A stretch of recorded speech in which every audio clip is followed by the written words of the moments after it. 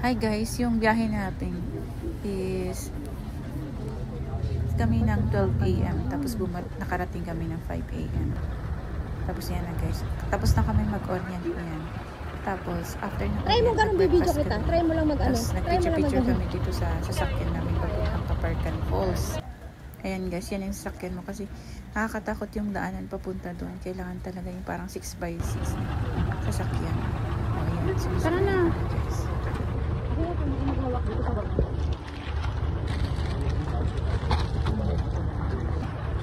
Sige, aklat mo. Managta. Lagay sinyo, di pagkakaglugan ta. Guide. Lagay sinyo, di mapanta sa ako. Tapos guys, 2 hours to na biyahe namin. Yung ganyan na sasakyan mo, sakit sa puwet. 2 hours ka magbiyahe, tapos wala pang bubong. Kung uulan man, swerte mo. Pag hindi, okay. Picture kami sa biyahe.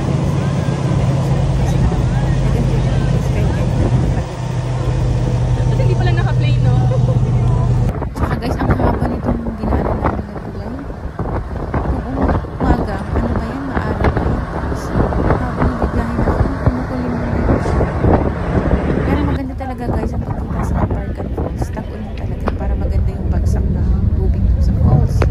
Kasi pag hindi tag-ulan, walang tubig ng falls. Walang ano yun. Kasi kasi parang tapos guys, yung daanan, okay pa kasi hindi rough road. Pero pagdating doon sa pinakatugtog, doon na yung rough road. Ay, may dalawa lang yung sasakyan sa Spy sa yung nadaanan namin. Nakadilaw. Babalik ko doon para bumalik na ako doon. Malapit na tao. Tapos, isa naman, buhal doon sa kanila. Tignan mo, rough road na yun. Tapos na yung hanggang saan lang yung sementado. Kaya nakakatakot na yung daan dyan. Parang pag-iwag yung 6x6 na sasakyan. Sakit na yung part ko yan. Kaya tumayo Ano pa yun? Hindi pa lang yun. Actually, ko naman kasi nandun kami sa gitna eh. Siksikan yan. Ano yan? Talikuran na sa gitna. Yan, gitna ng pwesto. Wet dyan sa hindi ka talaga magdala. Guys, after 2 hours nakarating na kami saan lang truck.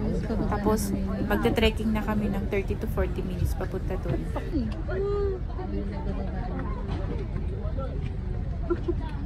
Sa wakas nakarating na kami guys sa jump off. Tapos ayan, nag-jump off na bumaba. Ang dami namin nasa 40 ang kaya niyang isakay yung truck na yan. 40 na katao. And with John Pisantan. Tignan mo yung gulong niyan. Ang lalaki. Tapos guys, pagkatapos namin ng pagbaba namin, nagpicture kami sa harap ng truck. Ayan. May smile pa kami yan. Pero mapapagod din sa pagti-trekking. And may picture kami dyan sa Kaparkan Falls. Sa jump off lang ito guys. Tapos kasi pagkatapos nitong yung picturean na yan, magti-trekking kami kasi hindi kaya nung sasakyan papunta doon. May trekking ng 30 to 40 minutes yan na pababa hanggang doon. Ayan. Habang naglalakad kami. Aywan, hindi ko kayang maging mabagal sa paglalakad. Tinatakbo ko yan pagpababa. Nahihirapan kasi ako. Kaya gusto ko tinatakbo. Kaya nalalagpasan ko yung iba. Tingnan mo, sakit din sa bato yan. Kaya kailangan yung sandal mo pala guys. Ano yan? Yung pwede sa maputik para hindi madulas. Yan guys. Wow. Ayan sila. Ay, yung daanan guys.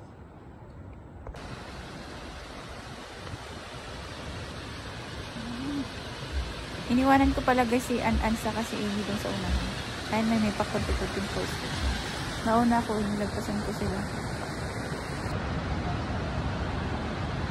Ang ganda guys.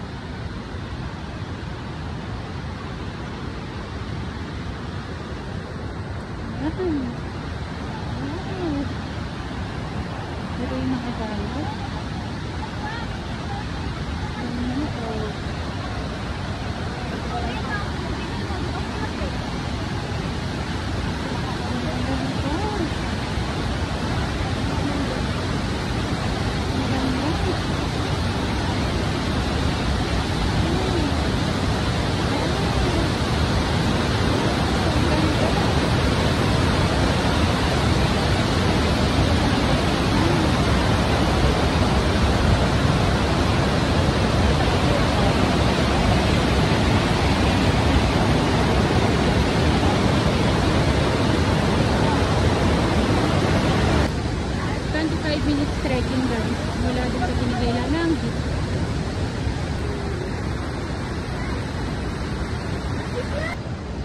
sila guys. Ayan sila. Oh, ayan sila. Nahuli yung dalawa.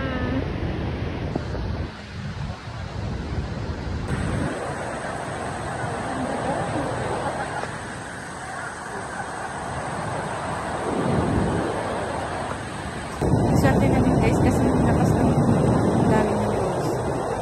Kasi mas magandang picture. Saka mas enjoy. Saka naabutan kami ng ulan dyan. Umulan kami dyan.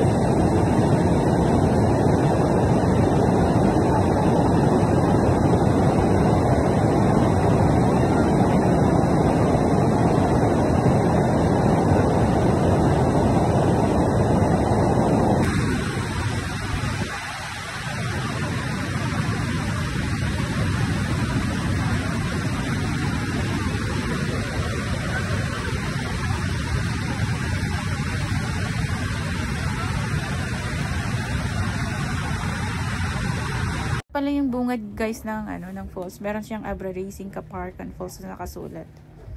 Tapos dandahan ka lang sa pagpunta diyan kasi madulas diyan sa may parang ugat-ugat niya. Tapos yan, nagpicture-picture na kung saan yung parang may maganda siyang terraces. Marami nang magaganda diyan na kung saan ka pwedeng anggulo na pwedeng magpa-picture. Saka diyan sa baba na yan. Nakakatakot din yung daan kasi paikot. Kasi nga malakas yung niya, yung bagsak ng tubig. Ito na rin. Iba, sa taas naman yung banda niyan kasi napakalawak, marami kang pagpapicture na mamakakapili ka talaga, parang ikaw yung magsasawa sa falls na yan kung saan yung magandang pagpapicturean. Di parang terraces sana kaso tubig yung terraces niya. Ayan, tapos parang balete tree yan guys, yan yung doon sa gilid niya yung daan.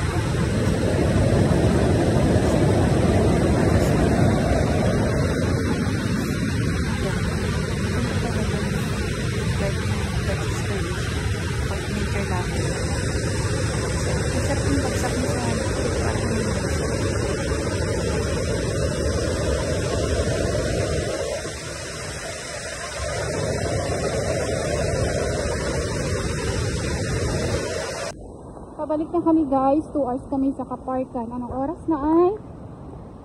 11:18. Ayan.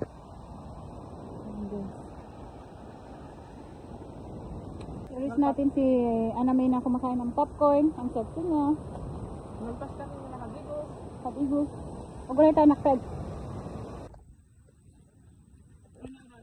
Oo, kanina. Kasi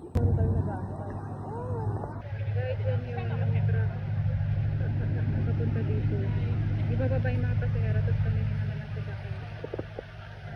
Tapos ito yung mga lagaan ko. Ang dami namin.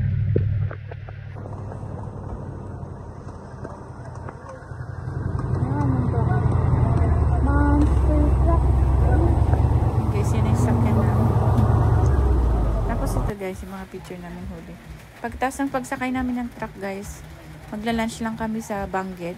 Tapos dediretso na kami ng Bigan kasi doon kami mag-staycation, doon kami matutulog.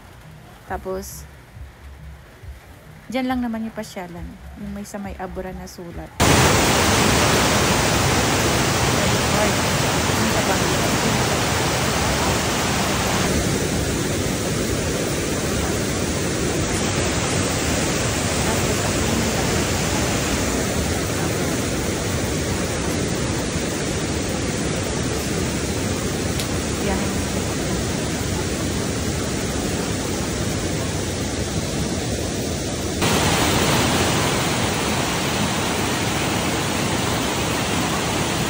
Sulit talaga sa mga picture. Hindi ka magsasawa sa ganda ng nature. Ang ganda talaga ng Abra. Pag gusto mong mapunta ng Abra, kailangan ka. Ayan, yung sinasabi kong Victoria. Yung parang city lights mo, sa Victoria Park.